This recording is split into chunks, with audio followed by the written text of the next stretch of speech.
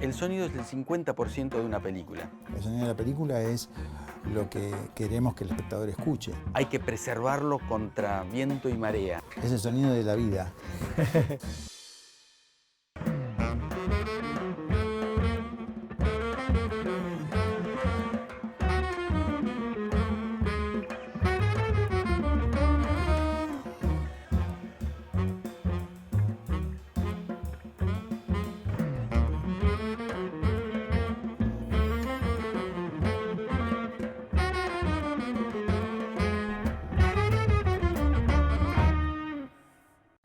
Hoy en los oficios del cine, el sonido y los sonidistas, dos extraordinarios personajes de nuestro cine, van a contar qué es el sonido en el cine, qué tipo de etapas tiene el sonido en el cine. Hoy, entonces, todo lo que usted quería saber sobre el sonido, pero nunca había podido escuchar. Los oficios del cine, el sonido. Explícame cómo es el trabajo del sonidista. A vos te llega un proyecto, te llega un guión. ¿Qué es lo primero que haces? Primero lo lees como cualquier hijo de vecino, a ver qué da, qué pasa. Y digo así porque yo siempre guardo celosamente la primera sensación que me da el libro. Porque después uno trabaja mucho con la historia, con la película, estás meses. Entonces puede ser que algunas cosas se diluyan, se transformen cotidianas y no tengan la sorpresa que tiene la primera lectura. Lo primero es una lectura, obviamente, del guión y tratar de detectar cuáles son las posibles fortalezas y las posibles debilidades que el guión tiene. Debilidades desde el punto de vista narrativo, o sea, yo como espectador no hago una lectura la primera, no muy de sonidista. Busco encontrar qué me engancha, qué me resulta confuso, qué puede aclararse en el cuento. ¿Vos le comunicás eso eventualmente al director? Sí, generalmente hago una suerte de evolución Sí. que me puede ser profundamente discutida o, por el contrario, es un punto de vista que no lo habían pensado, no lo habían percibido jamás como que eso era confuso. Después hay cosas para ver con el oficio específico que tienen que ver. Una, que es, digamos, lo que vos entendiste en general del libro y lo que tenés ganas de hablar con el director sobre eso. O sea, cómo él siente la película, qué es lo que necesita del sonido, dónde coincidimos, y dónde hay cosas que yo no leí, o sea, no entendí o no percibí, o qué cosas le puedo decir yo que me pareció que pasaban. Muy a menudo los guionistas y directores, etcétera, vienen haciendo una génesis de esto que se extiende en mucho tiempo. Primera versión, segunda versión, tercera versión. En donde ha habido secuencias que ya desaparecieron, en donde se explicaban cosas que ellos sienten que están claras, pero ahora al no estar, y yo recién llegar, veo que aquí falta entender qué le pasó que ahora está canoso.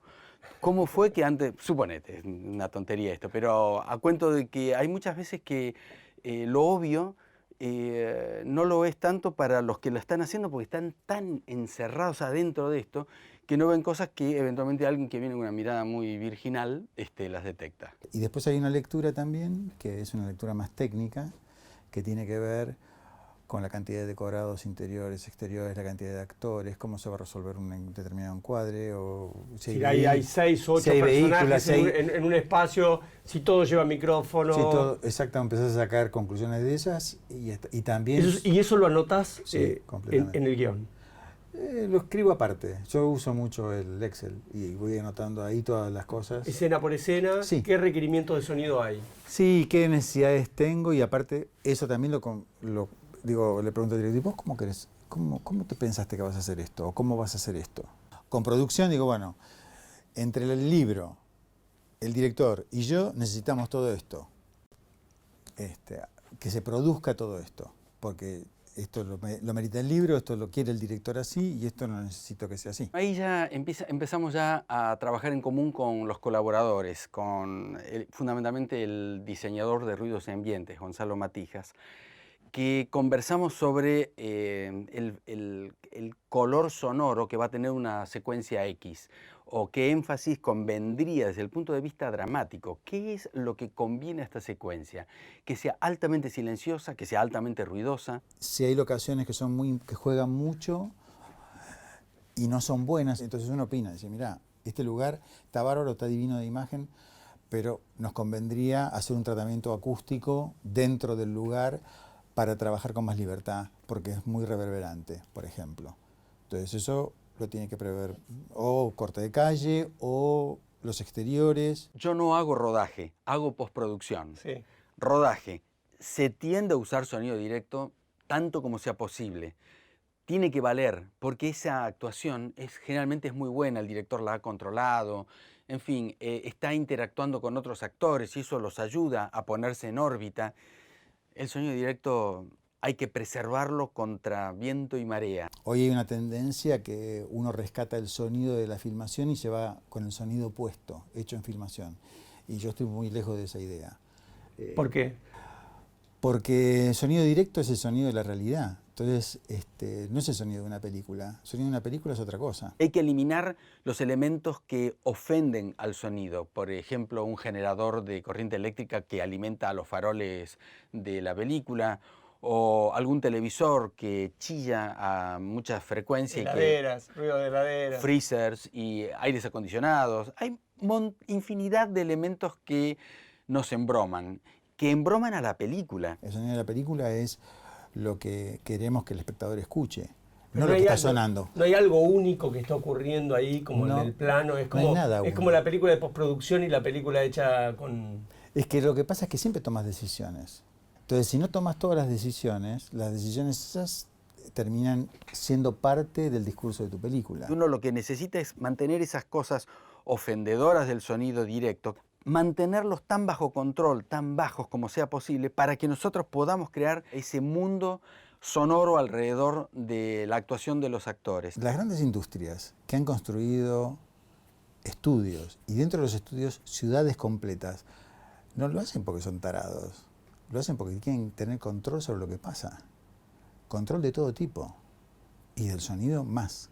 En general, nuestra área fundamentalmente se desarrolla en la postproducción. Terminado el rodaje, se inicia la postproducción. Pero vos el diseño del sonido lo hiciste al comienzo. No necesariamente. Hay veces que uno tiene una especie de preconcepto o idea que desarrolla de la lectura y lo conversa con el director, pero cuando la película está terminada, uno se da cuenta, ¿sabes qué? Esto es imposible. Ahora que tenemos este sonido directo, que es tan ruidoso, no tenemos margen, no tenemos el rango que soñábamos tener para crear un ambiente silencioso donde se escuchen pajaritos, ¿sí? Porque la verdad es que estamos al lado de una autopista. Esto no surgía de la lectura del guión. En general se dice, bueno, la imagen es sonido, el cine es sonido e imagen, o imagen y sonido. Sí, se dice eso, se dice. Sin embargo, en la clásica situación de la puesta de un plano en la película, se pone, digamos, la cámara es el rey. Sí. Y el sonidista es el que está medio, Los súbditos. Medio maltrecho, ¿no? Medio maltrecho, sí. Ahí ocultado, tirado en el piso, haciendo lo que puede. Sudando con la caña, porque la escena dura 10 minutos y tiene que estar con la caña y no tiene que entrar. Es así. Esto es tan así que en sonido en rodaje somos 2 o 3, pero mirá todos los demás en el área de imagen y van a ser muchos más. Por otro lado, hay también una realidad. El sol sale a tal hora y se pone a tal otra. Y en ese lapso, en el caso de exteriores, el que manda es el director de fotografía porque es el que comanda el cuento que se está contando en función de esclavizarse a las limitaciones o posibilidades que tiene la iluminación natural. ¿Por qué crees que pasa eso? Porque en general los directores piensan más en la imagen que en el sonido. Pasa de todo. Eso es una posibilidad, y como digo, creo que tiene que ver con un conocimiento más profundo sobre algunas áreas, digamos, de todos, ¿entendés? O sea, como que saber implica mayor responsabilidad. Entonces, cuando vos sabés, aunque no estés haciendo eso, decís, bueno, acá hay un desafío a cubrir. Y si quieren saber o no quieren saber, no es una decisión de uno, es una decisión de los demás.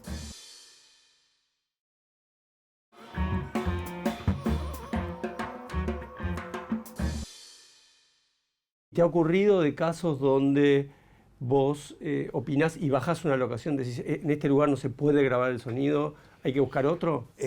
Pasa eso, es muy antipático el Que te enfrentás con el director y el director de fotografía. Con el director de arte también, con el jefe de locaciones. El tema es que todos en el cine debemos saber más de todo lo que hacen los demás. O sea, yo tengo que saber más de fotografía, entonces el que hace locación no tiene que buscar nada más que una locación por una foto que está buscando una pared de fondo negro. Tiene que saber que ahí va a hacerse una película, que hay sonido directo, que trabajan, que hay 2 actores, 2 chicos de 12 años, que después no conviene doblarlos. Entonces que el sonido de ahí es importante, no solamente el tiro de cámara y el look de la locación. Hay un montón de cosas que hay que tener en cuenta. No es fácil hacer doblaje, no es fácil por parte de los actores. Los actores, los que ponen sus gargantas y su acting y todo eso, que lo van a hacer entonces 2 o 3 meses más tarde de cuando lo rodaron, es realmente muy difícil hacer doblaje. Y hay pocos actores en Argentina que sean cancheros, que sean muy buenos en este quehacer. Ejemplo, en el caso de Relatos Salvajes, hay una escena que es en la terraza, en el cuento Hasta que la muerte nos separe, en donde Erika Rivas, el día del rodaje, y esto no estaba en el guión, el día del rodaje se quedó sin voz, es decir, afónica, completamente.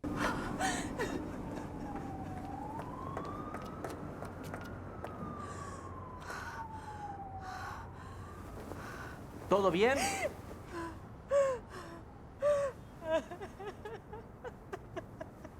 ¿Querés que llame a alguien? Obviamente no podía quedar esta escena así, porque inmediatamente antes, es una escena que sucede toda una noche, inmediatamente antes ella habla con una voz, la que la conocemos, la de Erika, y a posteriori hay otra escena en donde ella regresa de la terraza y habla con la voz que le conocemos, la de Erika. No puede ser que voz normal sube a la terraza, pierde la voz, baja y todo continúa como si nada. Ella tiene que continuar con su voz, hubo que doblarla. Y era una escena extraordinariamente difícil de doblar, de las más difíciles que me ha tocado hacer. ¿Por qué? Porque es una mujer inyectada que le dice una diatriba tremenda a su flamante marido sin parar, una tras otra, tras otra, tras otra, tras otra. Y para dificultar esto, el director, cuando está en off su cuerpo, le cambiaba el texto. Entonces, además, tenía que incorporar la novedad. Te voy a sacar hasta el último centavo, hasta la última propiedad que tu hijo puso a tu nombre para evadir al fisco, va a ser mía. Estamos casados, legalmente casados. Voy a dedicar mis días a acostarme con cada persona que me tire un mínimo de onda, con todo aquel que me dé un gramito de amor. Y cuando vos te quieras separar, voy a tomar clases de actuación para sentarme frente al juez con cara de perrito mojado y decirle que la estoy luchando, que la estoy luchando. Así nuestro matrimonio se prolonga indefinidamente. Normalmente se hace de a 10 o 15 segundos. ¿Me entendés? Un loop, lo que se le pide doblar es una porción chiquita, manejable, memorizable, y que pueda hacer lo que se llama lip sync, que es el sincronismo labial, y pegarle el sincro y respirar en donde respira la mujer que está en la pantalla, etc. Lo que hizo ella fue como una actriz de teatro, en el sentido de la secuencia duraba 1 minuto y medio, y durante 1 minuto y medio ella lo hizo, dale, sin parar. Lo hizo 22 veces.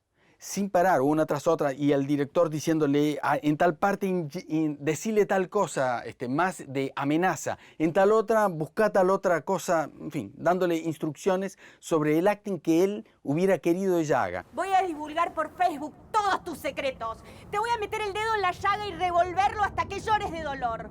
Vas a padecer tantas humillaciones que tu única salida va a ser subirte un banquito y tirarte por el balcón. Y ahí sí, cuando la muerte nos separe, cuando tu muerte nos separe, me voy a quedar con todo. Ariel, cálmate. Esa secuencia está doblada de esta manera. El director luego tomó las 22 tomas, eligió las palabras que más le gustaron de cada toma, y nosotros después hicimos rearmado total. Esa fue la escena más difícil de doblaje que me tocó en mi vida, y el método fue un método extraño. Nunca vi a una actriz que diga de un tirón 22 veces 1 minuto y medio con un sincro notable. Yo no lo vi nunca. El campo off, el sonido fuera de que no se ve, que no es encuadrado, es muy, muy poderoso y tremendamente económico desde el punto de vista productivo. Che, no te molesta que vine con el gordo, ¿no? No, todo lo contrario, sí me encanta. No sé de qué te reís. No, ojo con el gordo, que así como lo ves. Con esta película se dio para chicos que nunca habían visto cine, chicos de escuela primaria que nunca habían visto cine. Funciones del hijo de la novia en colegios. Sí, en cines, y se los traía a los chicos. Entonces íbamos, o iban los actores, iba Campanella, y a veces iba yo, bueno, depende. Y una vez los chicos empezaron a hablar, qué graciosa la parte cuando se pega el corchazo. Nacho, tené cuidado. Te está apuntando la cara. ¿Qué tipo? Y nadie la había visto porque no se ve el corchazo. Nacho, tené cuidado. Ahí está, Te ¿ves? está apuntando la cara. ¿Qué tipo? Te está apuntando la cara. Campanella misma dijo, se sorprendió porque todos se reían de algo que nadie, y decían que habían visto algo que no vieron. En realidad está dado por sonido. El corchazo, el tipo de... Entonces ahí es donde vos entrás con cómo tiene que sonar ese corchazo también, ¿entendés? O sea, después pasó esto, que nos sorprendió, porque la gente evocaba algo que nunca habían visto. Uno puede poner un choque en off y no hace falta ver que dos autos han sido comprados, contratados dos conductores altamente calificados, ergo caros, con su destrucción material y todo, y los riesgos y seguros. Nada de todo eso es necesario al ponerlo en off. Tenemos una historia de sonido cada uno de nosotros. Creo que el trabajo del sonidista es buscar más en eso y entonces ser más sintético y más contundente cuando usa el sonido. ¿Existen especializaciones de los sonidistas? Sonidistas especializados en, no sé, en explosiones, en conversaciones íntimas. Más que nada afuera hay más especializaciones en lo que es sonido directo, es el sonido de producción, como le dicen los americanos, o la edición de diálogos, o la edición de efectos, la creación de efectos, la mezcla. Es todo más compartimentado, es más como los médicos y las especializaciones de los médicos. Vos decís que sos supervisor de sonido. Sí. ¿Qué pasa con esos rangos? Sí, quizás es un poco sutil la división taxonómica de qué coño es cada cosa. Sí, es una... Viste que los... ¿Pero existe una división taxonómica? Sí lo existe, sí, por supuesto. Por ejemplo, yo me considero un supervisor porque necesariamente yo no toco muchas de las áreas. Foley, el señor que hace, o la niña que hace los pasos y los ruidos de ropa, las palmadas en las espaldas o como sea, yo no soy un artista de Foley. Tampoco soy un editor de Foley. Aunque hice todo esto a lo largo de mi vida, hoy yo no hago eso. Tampoco soy un editor de diálogos, aunque tomo los diálogos ya editados y eventualmente los emprolijo algo que a mí me gustaría que sea de una manera distinta y los ecualizo, pero como que superviso el trabajo de los demás colaboradores. Digamos, hay gente que produce cosas específicas, como edición de efectos especiales, pero son otros tamaños de industria. Digamos, a mí lo que me gusta de esta es que vos estás todo el tiempo, desde el principio, y entonces estás más presente personalmente en el trabajo de sonido, digamos. El sonido de las películas estas son todos hijos míos, digamos. O sea, yo los tengo intimidad con ellos. O sea, más le haya ido bien a la película mal, me haya ido bien a mí o mal en la película, tiene que ver conmigo y con mi trabajo. Aquí vemos el lugar de trabajo de Daisy Quevedo, que es nuestra colaboradora, cuya función específica es trabajar con el Foley. Foley son los ruidos que antes explicábamos, los pasos, los ruidos de ropa, todo lo que tiene que ver con el manipuleo de los personajes. Ahí tiene la escena de la película y ahí tiene los ruidos que va a aplicar sobre la película. Exacto, nada que ver con las cuerdas vocales. Todo lo que los actores tocan sobre esa mesa donde están cenando o almorzando en este momento. ¿Por qué? Porque la película se va a vender a Alemania, a Japón, a donde sea, y lo que hace falta es que el comprador compre algo que se llama M&E, Music Plus Effects, o banda internacional. Todo menos las gargantas en español. Y le van a poner con actores que sean chipriotas, alemanes o japoneses, las voces de estos personajes y necesitan que nosotros le proveyamos de... Todo el resto de los sonidos, excepto la parte de los diálogos. Correcto. Ella es la encargada de hacer esa tarea. Ok. Síganme. Muy bien.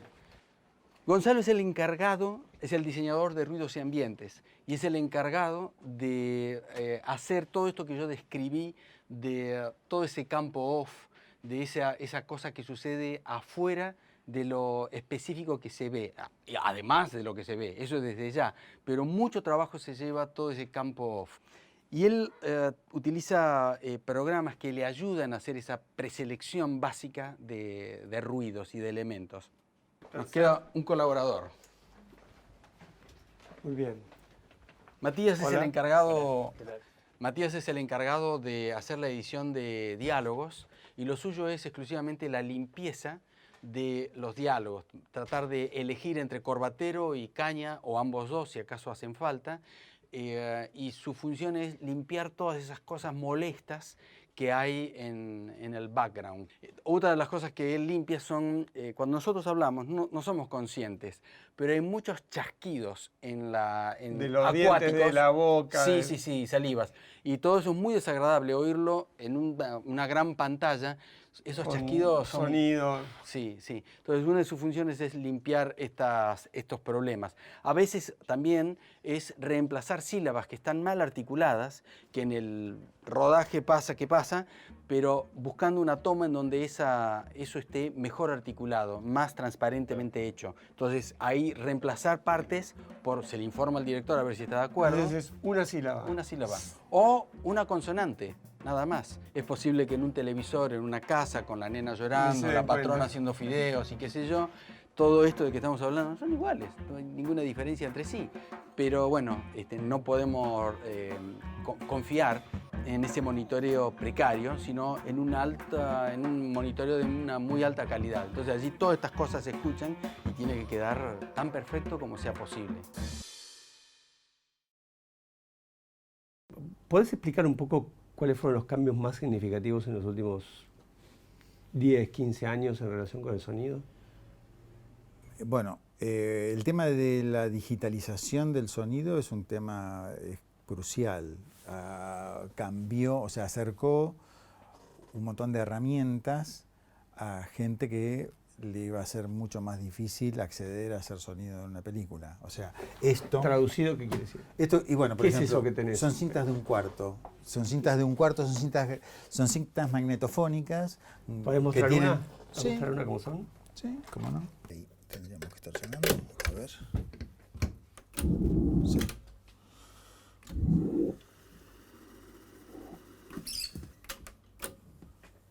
Explosión, bomba, trueno del tipo 3, toma número 1. Bueno, estoy haciendo, andás a ver, viste, unos efectos. Entonces, como acá estás probando eso, después vas y grabás una puerta, o grabás un coche, o grabás lo que necesites grabar. Separado del equipo que estaba filmando otra cosa. Sí, por supuesto, esto ya es en la postproducción. O sea, la película ya se terminó y yo estoy inventando Completando los sonidos que te están faltando en la película. ¿Qué necesito para eso? Entonces, digamos, el tema es que esto, más allá de que ahora uno tiene Tipo 3, toma 2. las librerías son estos mismos archivos hechos en digital, o sea, digitalizados, mejor dicho, y que los venden compañías. Se compran sonidos para películas, series, televisión, Exacto. lo que Entonces, fuere. por eso, yo creo que ustedes escuchen que, por ejemplo, hay un camión, una bocina Doppler, una pasada de camión que se escucha por bocina, ¡uang! Así, que está en todas las películas de todo el mundo. Es el mismo camión. Estoy harto de esa pasada de camión. Claro, ¿por qué? Porque es más fácil eso. Por un lado, las tecnologías han traído un montón de cosas interesantes y de herramientas muy útiles. Y por otro lado, han producido otro efecto, que es que, por ejemplo, que los sonidistas graban menos. Cuando uno recibe esto, la única manera de saber qué hay acá adentro es escuchándolo. O sea, esto es un cuerpo opaco que no dice nada. Entonces, yo tengo que agarrar ahí, ponerme auriculares y escuchar. 30 minutos, 32 minutos duraba esta cinta en 7,5, la reproducción, para saber qué hay en su interior. Cuando yo estoy acá, aprieto un botón y aparece el sonido y aparece un montón de eventos en pantalla, formas de onda. Entonces puedo ir acá a pinchar. Entonces, hoy los sonidistas tienen un problema grande, que es que usan mucho los ojos. Antes yo no podía usar los ojos, nunca. O sea, tenía que escuchar. Con lo que decís que ahora miran más de lo que escuchan. Claro, claro. Y es más, hay una situación general que te pasa a todos, no solamente a los que hacen sonido, qué sé yo, que es la renovación de pantalla, la ansiedad por estar dando y que pasen siempre un evento nuevo. Entonces, cuando uno tiene un ambiente de 5 minutos, pones start en el principio y tenés que escuchar 5 minutos de ambiente. Hacé la prueba a ver si alguien puede escuchar 5 minutos de algo. Cuando se produce una situación de rodaje de una película que vos estás haciendo, las personas que hacen el sonido, micrófono, sonido directo, etcétera, te van consultando, mira, pasa esto, y vos resolvés o resuelven ellos autónomamente. Tienen que resolverlo ellos mismos, pero muy a menudo me llaman para decirme, ¿sabes qué? Vos que siempre me pedís sonidos solos, y en inglés se llama wild tracks, que son ambientes o ruidos específicos que están sucediendo en el set de rodaje, en el lugar donde están las cámaras y los microfonistas, y hay un montón de extras, por ejemplo, que son 60 extras, que son caros de contratar. Ahora bien, a menudo me llaman para decirme, ¿sabes qué? Estamos atrasados con el plan de filmación y no va a haber este ambiente. Ya lo sé, ya me lo dijeron, y cuando termina el horario hay que sacarlo porque hay que desmaquillarlo, sacarles... En fin, la jornada es mucho más allá de lo que la cámara está capturando. Este tipo de problema nos obliga a nosotros a buscar en archivos otras fiestas semejantes, para tomar este caso, con un número semejante de actores o de personajes en donde estén haciendo lo que necesitamos. Vos tenés como un archivo de todas tus películas, o de mucho. Tengo un archivo, tengo cosas de mis películas, de las películas que trabajé, cosas de sonido, del armado de las películas, guardo eso, pero lo que tengo más interesante es mi archivo de sonidos, o sea, las cosas que grabé durante todos estos años y las fui archivando, y están en cinta de 1/4. Lo tenés guardado acá. Lo tengo guardado acá. A ver. Estos son, en realidad estas son las cintas de 1/4, pero atrás, si ustedes ven que están todas numeradas, ¿no? Y atrás hay otra hilera más. Esas son como 300 cintas estas. Acá hay una carpeta. Y si no está, eso sí está digitalizado, ¿no? Digamos. Las indicaciones de los números de esas de las corresponden cajas a esto. Corresponden, y ahí tenés... 36 pájaros, tranquilo, Vireo oliváceos, son pájaros especial de un parque nacional. O sea, son... Eso quiere decir que yo hago una película de naturaleza y digo, quiero pájaros, pero no quiero el gorrión que aparece siempre en todas las películas. Quiero un pájaro de Misiones. Entonces, sí. Yo puedo tener un pájaro de Misiones. El archivo que maneja nuestro diseñador de ruidos y ambientes es descomunal, y él está solo ocupado a este rubro. Él sabe que escuchó en una oportunidad algo que en realidad sucede en el vestuario de varones, pero sirve perfecto para esto, como ese grupo de varones que están embromando al novio y lo están toreando, etcétera, etcétera. Eso que nació para otro uso va a servir perfecto para esta ocasión. Hay muchas cosas que pasan, que ahora están pasando, que me doy cuenta que los sonistas que van a filmación tienen poco tiempo para grabar cosas. Nunca es que sobraba el tiempo, pero yo me hacía tiempo y me peleaba bastante para poder grabar. Para tener unos ratos, unos espacios para poder grabar sonidos del ambiente. De todo tipo. O sea, desde puertas que eran puertas específicas de un decorado que sonaban de esa manera y que quería tener esa puerta, no quería tener cualquier otra puerta en la película, sino esa puerta. O situaciones con extras que hay de repente 300 personas. Entonces vos tenés que hacer un sonido que no tiene que ver con la toma, tiene que ver con el desarrollo de todo el sonido durante la secuencia. De repente se filmó plano de ellos que hacen ¡ah! Punto. Pero hicieron ¡ah! Después aplaudieron, después se rieron, después dijeron ¡uh! No se filmó eso, pero está en la película. Entonces tenés solamente filmado y lo demás no lo tenés. Lo tenés que tener. Una frase que se usa también es que el sonido tiene una segunda oportunidad.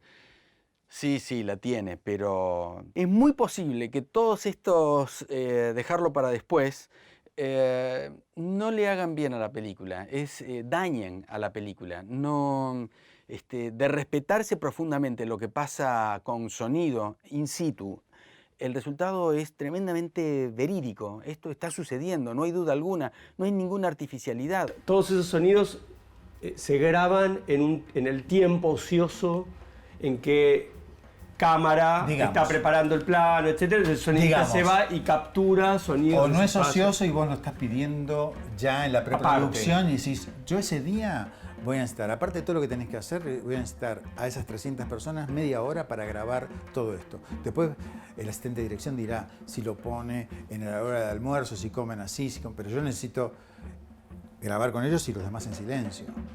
No que los demás estén desarmando un decorado. Porque están desarmando un decorado, está lleno de martillazo, de ruido de caño, de lo que sea. No, necesito grabar. ¿Y por qué necesito grabar? Porque después no van a contratar a 300 extras para venir a grabar un sonido. Tus sonidos. Claro. Que no son mis sonidos, son los sonidos de la película. Claro. Digamos, los que vos necesitabas o pedías. Por eso la construcción de la película no tiene que ver con la realidad, tiene que ver con la película. Entonces, uno tiene que estar atento a esa situación.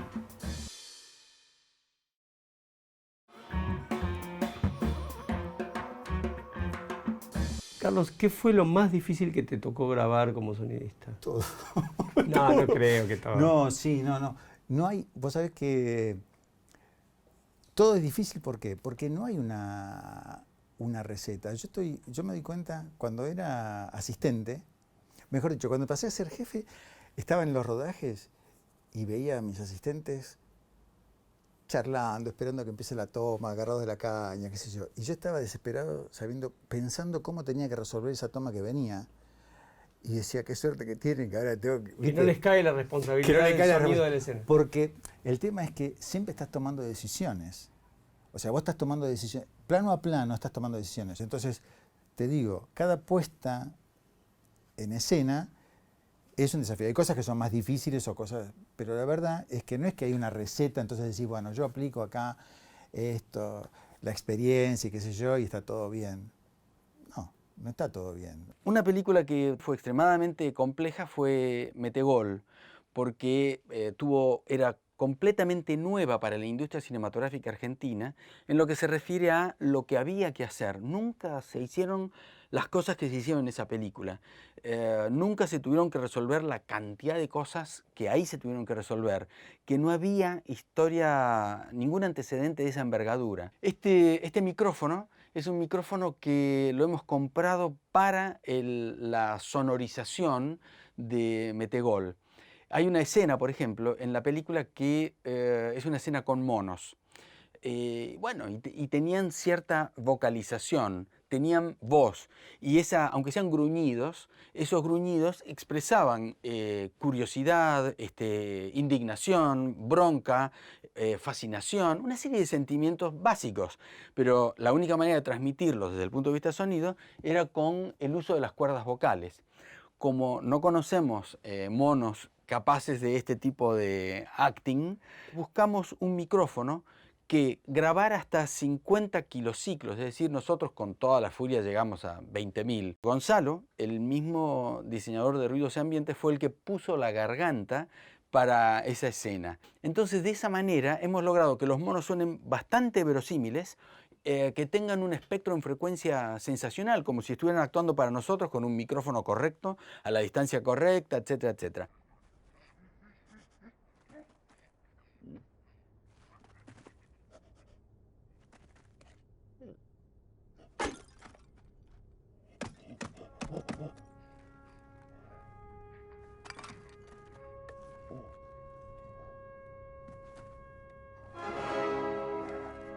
Bueno, a partir de aquí que empieza la interacción entre los monos, el interés en ese objeto, empieza lo que te conté sobre lo vocal.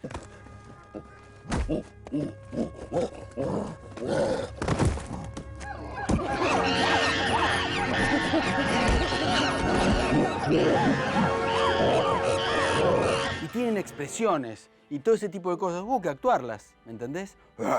Bueno, pero esto bajado pasa a ser un monstruo, una cosa bastante grande.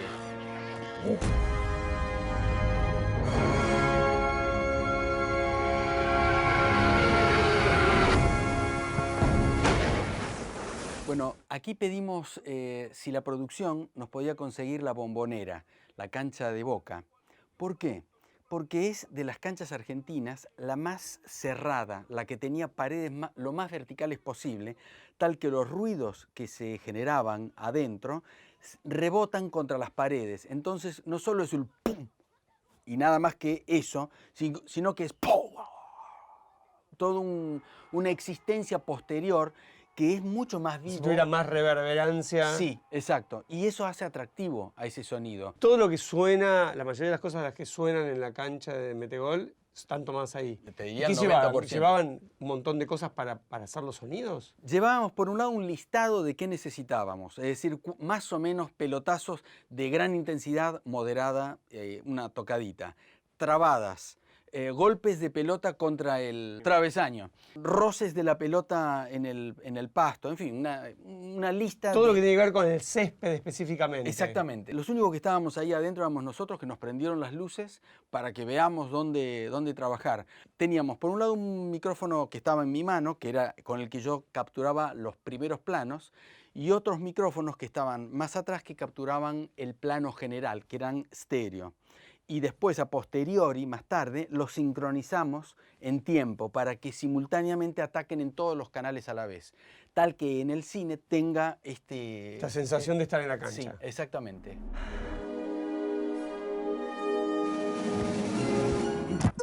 Corta McAntony sin despeinarse. Pase profundo para San Pietro. Pica al Said de frente. Luego para Van der Lubin. De nuevo al medio para Ayrton, que profundiza para Saidi. La recibe Bubayé. Una joyita y deja atrás al Cura y a Kracorian. Hace una finta.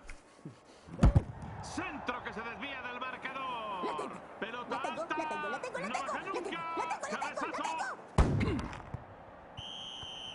No la tengo. Hay una película que sé que fue importante y muy conocida de tus trabajos en cine, que es Plata Quemada, de Marcelo Piñeiro. Sí. Entonces quería que viéramos una escena que particularmente me parece interesante para que cuentes algo de cómo está hecho el sonido de la escena. Es una escena bastante compleja, que es una de las escenas cerca del final del asedio a la casa, al departamento donde están al ellos aguantadero. ¡Las luces! ¡Bajen la luz!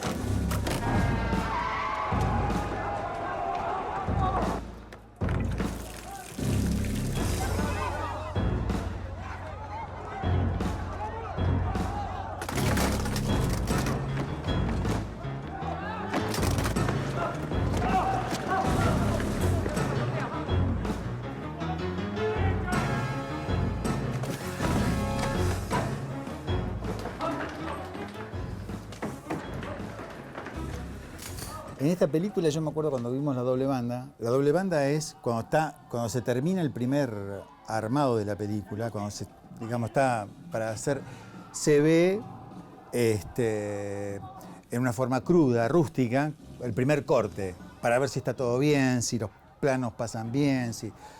Y yo me acuerdo, tengo la sensación, cuando terminó la proyección de la doble banda, que ahí, como bueno, la película está terminada, vamos a empezar a terminar el sonido para el día de la fecha del estreno, yo salí aterrado de lo que tenía que hacer, o sea, de todo esto, porque estos son planitos. O sea, cuando uno pero después hay que armonizar todos los sonidos de lo que se grabó, que una de esas, en lugar de ser 50 tipos los que están subiendo, son 4. La cámara, vos ves 50. Son 4 que tienen que sonar como 50. Exactamente. Bueno, y fue la verdad que yo dije, ¿y ahora? ¡Cállate, Cristo!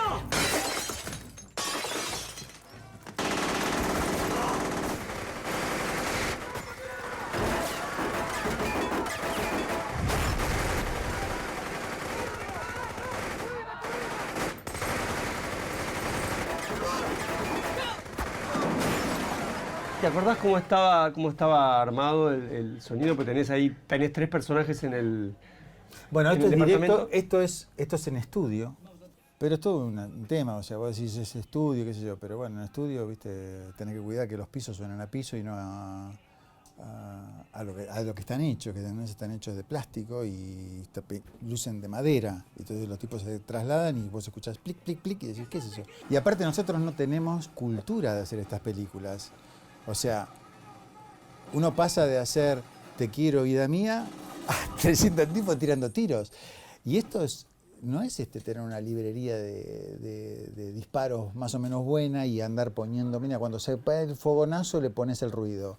No tiene nada que ver con eso.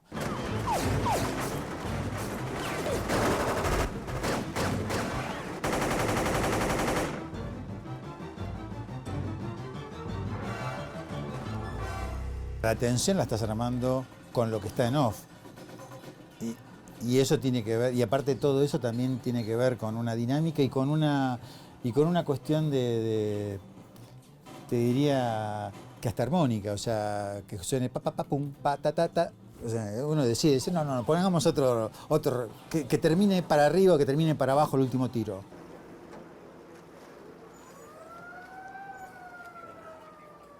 Gracias.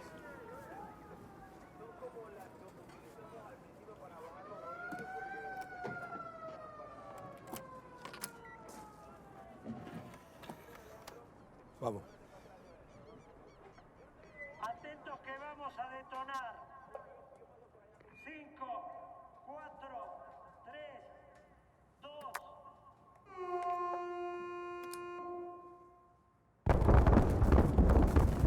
2. Esta escena, que aunque se ve una sola acción, la demolición de una construcción específica, llevó muchísimo trabajo invisible. Es breve, esto dura unos pocos segundos, pero en realidad tiene una cantidad de canales que van respetando cada una de las cizalladuras, o sea, de esas cizallas diagonales y quebraduras que el hormigón armado, que es una estructura muy cristalina, al quebrarse hace un tac.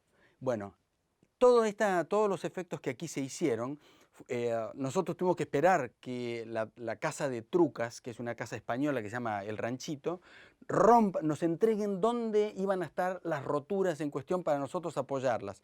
Pero no solo eso, sino que también había que poner polvareda o todo lo que es partículas de grano fino para hacer una cosa infinita que se despliega por todos lados, porque son muchísima cantidad de partículas que por todos lados caen.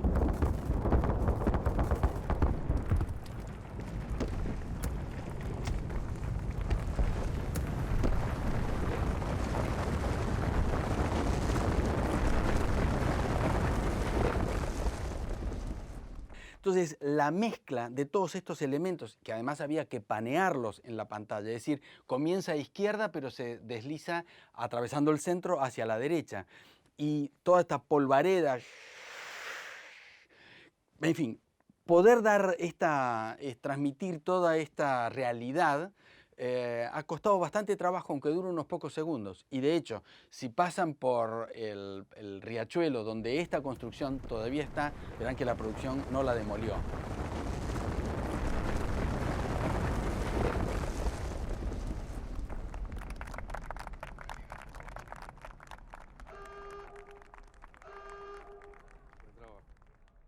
¿Tenés algún sueño, algún pendiente de un tipo de película cuyo sonido te gustaría hacer?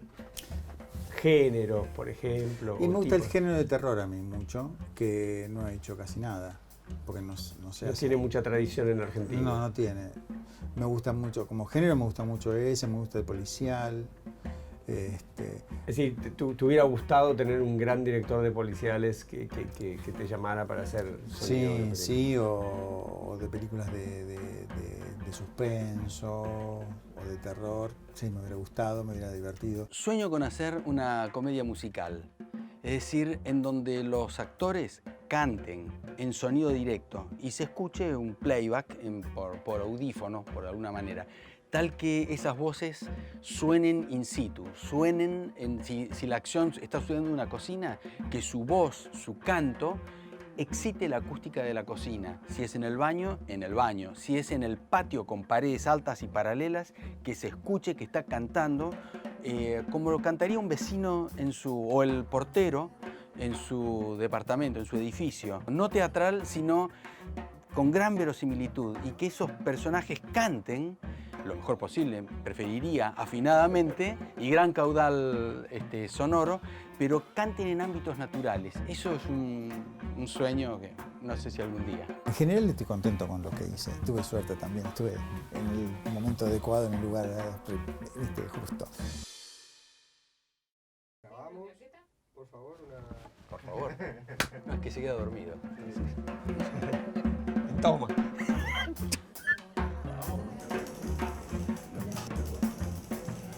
¿Estamos? ¿Cómo no?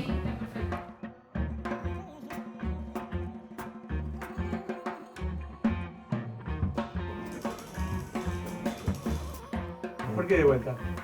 Vamos a la segunda sala. Justo en el baño. Vamos a la tercera entonces. Bueno, ok. Los sonidistas tenemos que saber qué tiene que escuchar el espectador. Adelante.